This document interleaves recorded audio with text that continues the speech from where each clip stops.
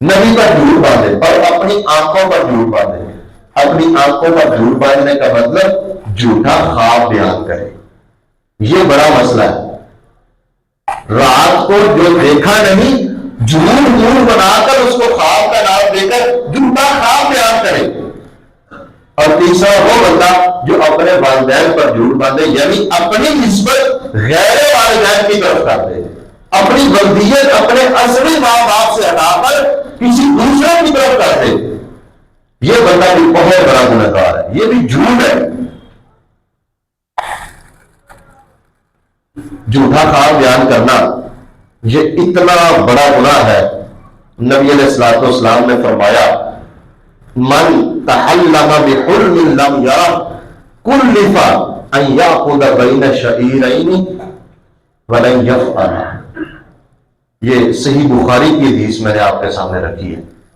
آپ نے فرمایا جس بندے نے ایسے خواب کا دعویٰ کیا کہ اس نے خواب دیکھا نہیں ہے، یعنی ایسا خواب بیان کیا تو رات کو دیکھا نہیں ہے، فرمایا قیامت والے دن نا اس کو مکلف بنا دیا جائے گا کہ یہ دو جو کے درمیان گرا لگائے.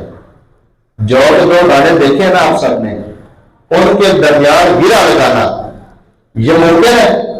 ممکن ہی نہیں ہے. یہ تو ایسا کہنا گندم کے دو دانوں کے درمیان گرا لگانا. جو کے دو دانوں کے درمیان گرا لگانے کا اس کو کہا جائے گا کہ ان کے درمیان گرا لگاؤ، ان کو آپس میں باندھ دو. نہیں باندھ سکے گا. فرمایا وَلَن يَفْعَلَ، ہرگز یہ کام نہیں کر سکے گا.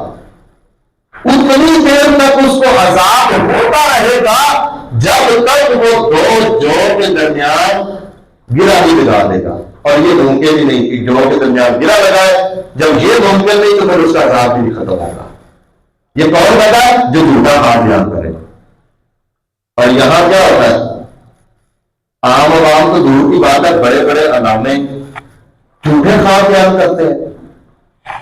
بڑے بڑے القابات سے مرکب ہونے والے شیخ الاسلام کے نام سے آپ کو جو ہے نا کئی لوگ ایسے ملیں گے جو جھوٹے خواب بیان کرتے ہیں. کتنی بڑی بدبختی ہے ہماری بھی کہ ہم اس میں یقین کیے رہے.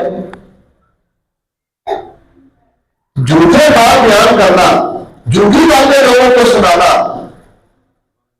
بہت بڑا جرم ہے. اللہ تعالیٰ ہمیں سب کو محفوظ رکھے. تو جھوٹا خواب یہ بہت بڑا گناہ ہے. اور تیسری چیز جو ہے نا وہ غیر والدین کی طرف نسبت کر دینا. مثلا بندہ اپنے باپ کی جگہ کسی اور کا نام لکھوا دے. آج کل یہ عام چلتا ہے. کچھ لوگ نا بچوں کو چھوٹے ہوتے ہیں تو منہ بولے بیٹے بنا دیتے ہیں، لے لیتے ہیں، پالتے ہیں. پھر بڑے جب ہوتے ہیں شروع سے ہی ان کی بلدیت چینج کروا دیتے ہیں. یہ کبیرہ گناہ ہے، بلکہ یہ کفر کے درجے پر پہنچ جاتا ہے. نبی علیہ السلام نے فرمایا من راغب عن ابیہ فقد کفر. یہ صحیح بخاری صحیح مسلم کی روایت. آپ نے فرمایا جو بندہ اپنے والد سے بے رحمتی کرے، اس کے نام کے علاوہ کسی اور کی طرف اپنا نسب نامہ منسوب کرے، اس بندے نے کفر کیا، کفریہ کام کیا ہے، مسلمانوں کا کام نہیں ہے. اور یہ اتنا بڑا گناہ کہ اس کے اوپر اتنی لعنتیں برستی ہیں. صحیح مسلم کی روایت. آپ نے فرمایا من ادعا الی غیر ابیہ او انتمى الی غیر موالہ. جو بندہ اپنے والدین کے علاوہ کسی غیر والدین کی طرف اپنی نسبت کر دے، یا ایسا غلام جو اپنے آقاؤں کے علاوہ کسی غیر آقا کی طرف نسبت کر دے، فرمایا فعلیہ لعنۃ اللہ، اس کے اوپر اللہ کی لعنت، والملائکۃ، فرشتوں کی لعنت، والناس اجمعین، اور تمام لوگوں کی لعنت. جتنے بھی لوگ اس دنیا کے اندر برستے ہیں تمام لوگوں کی لعنت اس بندے پر جو بندہ اپنے باپ کی جگہ غیر باپ کا نام لکھوا دے، جو اپنی نسبت غیر باپ کی طرف کرتے ہیں.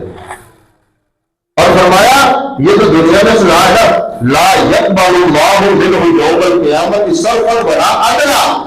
اللہ قیامت والے دن ایسے بندے کا کوئی نہ نفلی عمل قبول کرے گا نہ فرضی عمل قبول کرے گا.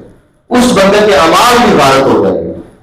لعنت بھی ہے، کفر بھی ہے، اعمال بھی ضائع ہو جاتے ہیں ایسے بندے کے. جو بندہ غیر باپ کی طرف نسبت کرتا ہے اور اس کی ایک بڑی صورت میں نے آپ کو یہ بتائی ہے کہ اپنے باپ کی جگہ کسی دوسرے باپ کا جس کے پاس وہ پلا ہے بڑا ہے نام لکھوا دینا، اور جو بتا یہ جان بوجھ کے کرتا وہ بھی اسی طرح برابر کا مجرم ہے۔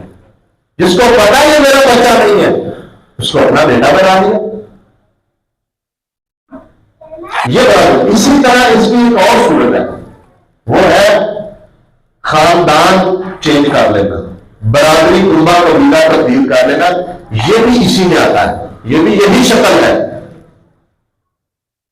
جو قوم برادری اس کی ہے، جو قبیلہ ہے، اس کو چھوڑ کر کبھی وہ راجپوت بن رہا ہے، کبھی قریشی بن رہا ہے، کبھی رانا بن رہا ہے، کبھی کچھ بن رہا ہے، کبھی کچھ بن رہا ہے۔